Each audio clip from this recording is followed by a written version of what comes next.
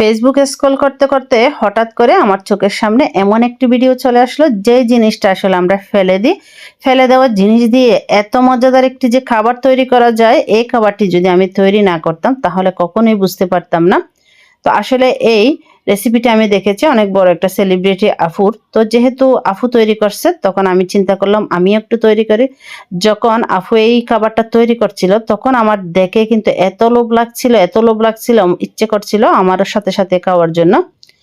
তো এই যে আমি এখানে একদম কচি একটি লাউ নিয়ে নিয়েছি।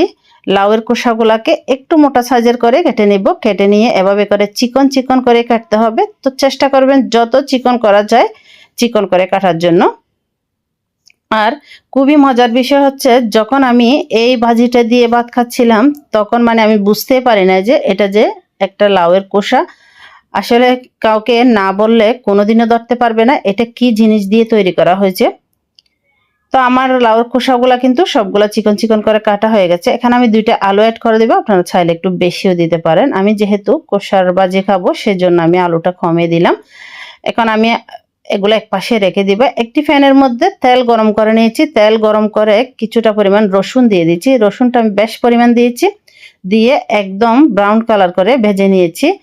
এরপরে দিয়ে দিব আলু আর লাউয়ের যে কোষাটা আমি চিকন চিকন করে কেটে রেখেছিলাম, সেগুলোর সাথে আর একটি বড় সাইজের একটি পেঁয়াজ একসাথে দিয়ে দিব। পেঁয়াজটা আমি প্রথমে কষিয়ে নিই নাই, কারণ হচ্ছে পেঁয়াজটা হয়তো পড়ে যাবে, এই জন্য ভাজির আগে পেঁয়াজটা হয়ে যাবে, তাই একসাথে হওয়ার জন্য আমি একসাথে দিলাম। উপরে কিছুটা পরিমাণ লবণ ছিটিয়ে দিব, আর দিয়ে দিব একটা টমেটোটা আমি একটু পরে দিয়েছি।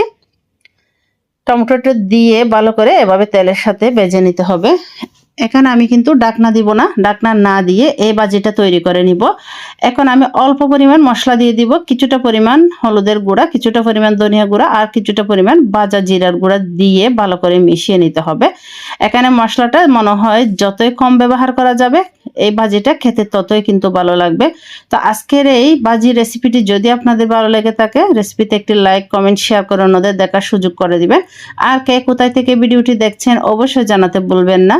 নিত্য নতুন রেসিপি পেতে চাইলে আমার পেজটি ফলো দিয়ে সাথে থাকতে পারেন। এই যে আমার ভাজিটা কিন্তু মোটামুটি এখন হয়ে এসেছে।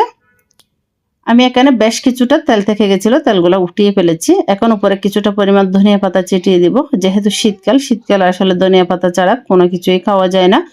তো ধনিয়া পাতাটা দেওয়ার পর খুব সুন্দর একটা স্মেল বের হচ্ছিল। এমনিতেও ভাজিটা দেখে তো আমার অনেক লোভ লাগছিল, ইচ্ছে করছিল সাথে সাথে কিছুটা ভাত নিয়ে বসে যায়।